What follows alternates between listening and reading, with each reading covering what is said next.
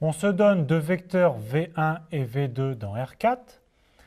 Et on se demande si on peut trouver un vecteur du type x1, y1, où x et y sont des réels à trouver, qui est un élément de l'espace vectoriel engendré par V1 et V2. Alors on va essayer de voir si c'est possible. Qu'est-ce que ça signifie? Le vecteur x1, y1 appartient à vecte de V1, V2.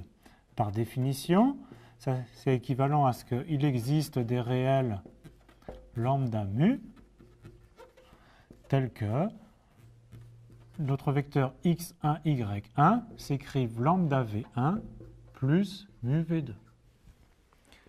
Donc c'est équivalent à x1, y1 s'écrivent sous la forme lambda fois 1, 2, 3, 4, notre vecteur v1, plus mu fois notre vecteur v2, 1, moins 2, 3, moins 4.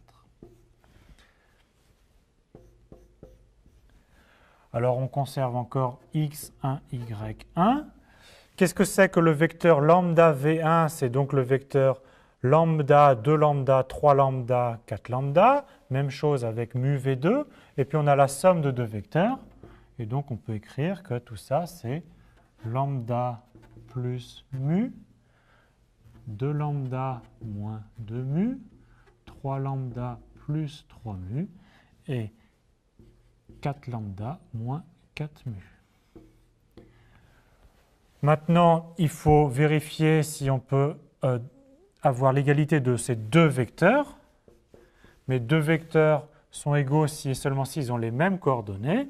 Et donc, on a x est égal à lambda plus mu, 1 est égal à 2 lambda moins 2 mu, y est égal à 3 lambda plus 3 mu, et 1 est égal à 4 lambda moins 4 mu. Donc il s'agit de trouver une solution à ce système. Alors en fait, en regardant bien cette équation ici et celle-là, si on avait une solution, on aurait à ce moment-là lambda moins mu est égal à 1 demi. Et si on avait une solution, on aurait ici lambda moins mu est égal à 1 quart. Donc, quel que soit x et y ici, il n'y a pas de solution lambda mu. Ce qui signifie que quel que soit x et y, ce vecteur x1, y1 n'appartient pas à l'espace vectoriel engendré par V1 et V2.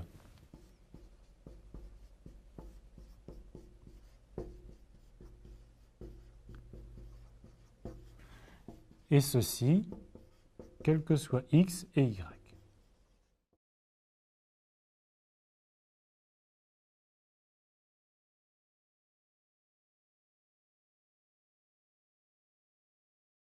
Nous conservons nos vecteurs V1 et V2, mais cette fois, on nous demande si le vecteur x1, 1, y peut appartenir à l'espace vectoriel engendré par V1 et V2.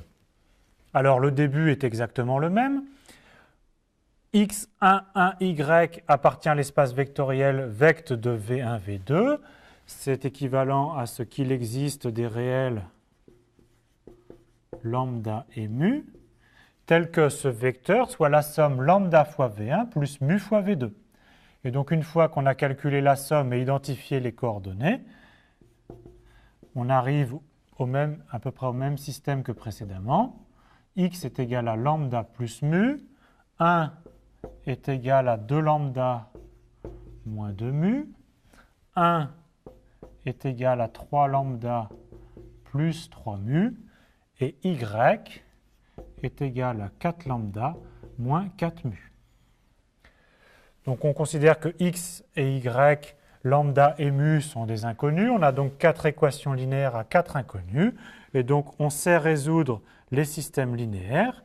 Donc je vous laisse faire le calcul. Et on trouve en fait ici une solution. Lambda est égal à 5 douzièmes, mu est égal à moins 1 douzième, x est égal à 1 tiers et y est égal à 2. Alors il ne reste plus qu'à conclure. Alors si le vecteur si x est égal à 1 tiers et y est égal à 2.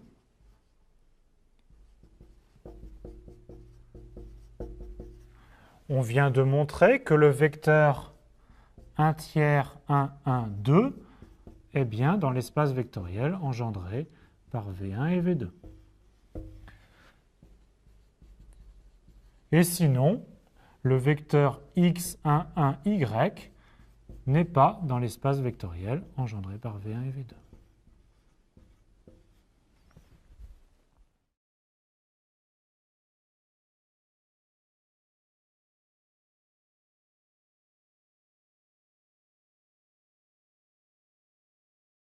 Revenons sur la notion de sous-espace vectoriel engendré. On se donne des vecteurs V1, V2, Vl, des vecteurs d'un espace vectoriel E. Alors on va définir un nouveau sous-espace vectoriel qui est l'espace vectoriel engendré par ces vecteurs. On le note vect de la famille V1, V2, Vl. Par définition, c'est l'ensemble de toutes les combinaisons linéaires lambda 1, V1, plus lambda 2, V2, plus etc., plus lambda L, Vl, où les lambda I parcourent l'ensemble de tous les réels. Alors, cet espace-là est en fait un sous-espace vectoriel de E, et c'est même le plus petit sous-espace vectoriel de E contenant tous les vecteurs VI.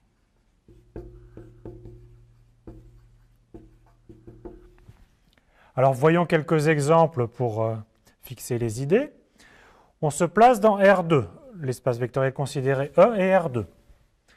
Donc, si on nous donne un vecteur V1 non nul, qu'est-ce que c'est que vect de V1? C'est à ce moment-là l'ensemble des lambda 1 fois V1. C'est donc la droite vectorielle portée par le vecteur V1.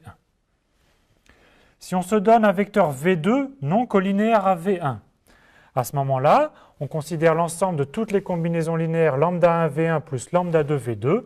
Et à ce moment-là, l'espace vectoriel engendré par V1 et V2 est en fait R2 tout entier. Passons dans R3. On se donne un vecteur non nul dans R3. Vect de V1 est encore une fois la droite vectorielle dans R3 portée par V1. Si on se donne un vecteur V2 non colinéaire à V1, alors l'espace vectoriel engendré par V1 et V2 est le plan ici contenant les deux vecteurs V1 et V2. Et si on prend un troisième vecteur V3 qui n'est pas dans l'espace précédent, alors l'espace vectoriel engendré par V1, V2, V3 est R3 tout entier.